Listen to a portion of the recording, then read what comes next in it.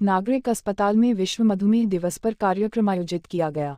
इस दौरान कई लोगों की मधुमेह की जांच की गई और साथ ही लोगों को जागरूक भी किया गया। डॉक्टर मनोज ने बताया कि मधुमेह तेजी से बढ़ रहा है। भारत में अनेक लोग इस रोग का शिकार हो रहे हैं। मधुमेह में अधिक प्यास और अधिक पेशाब आना इसके लक्षण हैं। इसके साथ ही धुंधला दिखाई देना, घाव का धीरे धीरे भरना, वजन कम होना मधुमेह के लक्षण हो सकते हैं। उन्होंने कहा कि भोजन में मीठा कम लेकर इस रोग पर काबू पाया जा सकता है।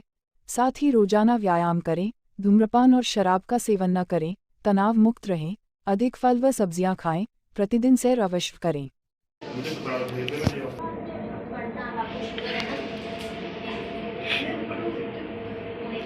आज 14 नवंबर वर्ल्ड 2022 वर्ल्ड डायबिटीज़ डे है। तो इस दिन हम डायबिटीज़ के बारे में लोगों को अवेयरनेस करते हैं कि डायबिटीज़ क्या होती है और इसका क्या कॉम्प्लिकेशंस हो सकती हैं और इसका कैसे इसको मैनेज कर सकते हैं। आप सब जानते हैं कि जो डायबिटीज़ है उसके जो पेशेंट्स हैं, जो मरीज़ हैं, वो डे बाय डे इंक्रीज़ हो रहे हैं। एवरी थर्ड पर्सन डायबिटीज़ से ग्रस्त हो रहा है। वर्ल्ड में आजकल जो है 60% पॉपुलेशन डायबिटीज़ से ग्रस्त है और इंडिया इसका बिकॉज ऑफ लार्ज पॉपुलेशन एक डायबिटीज़ का कैपिटल बनता जा रहा है। तो इसके लिए अवेयरनेस होना बहुत ज़रूरी है, क्योंकि जो डायबिटीज़ है इसमें आगे कई कॉम्प्लिकेशंस हैं, उससे सारे ऑर्गन्स हैं जो शरीर के वो अफेक्ट होते हैं। तो सबसे पहले तो जैसे डायबिटीज़ को हम कॉमन भाषा में मधुमेह का रोग कहते हैं, तो इसके बारे में पता होना चाहिए कि डायबिटीज़ होती क्या है। तो डायबिटीज़ के लिए अमेरिकन डायबिटीज़ जो एसोसिएशन है उसने 3 क्राइटेरिया बनाए हुए हैं। इसमें मेनली जो है जो शरीर के जो पैनक्रियास के बीटा सेल्स होते हैं वो हमारे ब्लड शुगर लेवल को मेंटेन रखते हैं।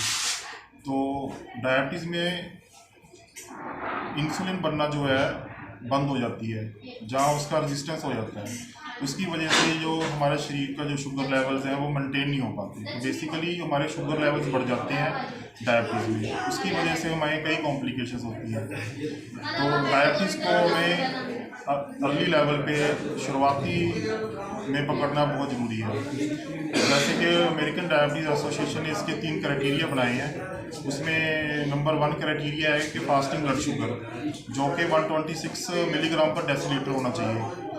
और दूसरा क्राइटेरिया है post prandial blood sugar levels, जिसमें कि खाना खाने के 2 घंटे बाद हम शुगर चेक करते हैं, वो 200 मिलीग्राम पर डेसीलीटर होना चाहिए।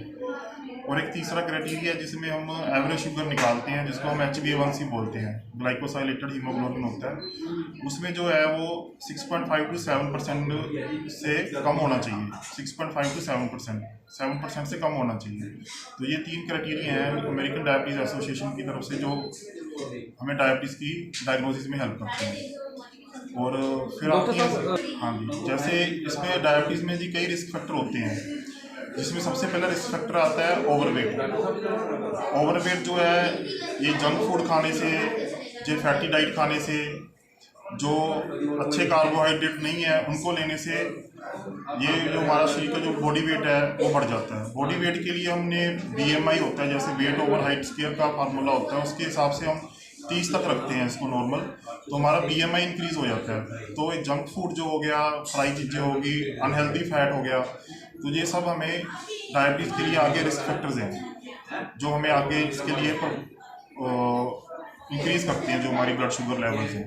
जंक फूड जो है शुगर घटाने के लिए सर, योगा एक बहुत अच्छी एक्सरसाइज है सर। इसको डायबिटीज़ को कंट्रोल करने के लिए हमें जैसे फिजिकल एक्टिविटी होनी चाहिए, वो किसी भी फॉर्म में होनी चाहिए। जैसे हम मॉर्निंग वॉक कर सकते हैं, 45 मिनट ब्रिस्क वॉकिंग करनी चाहिए।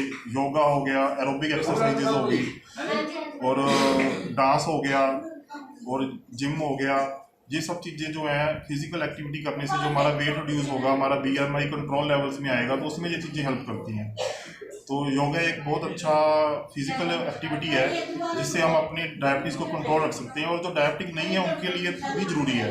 ऐसा नहीं है कि डायबिटीज़ होने के बाद ही हमें योगा करना है, डायबिटीज़ प्रिवेंशन के लिए योगा बहुत अच्छी है।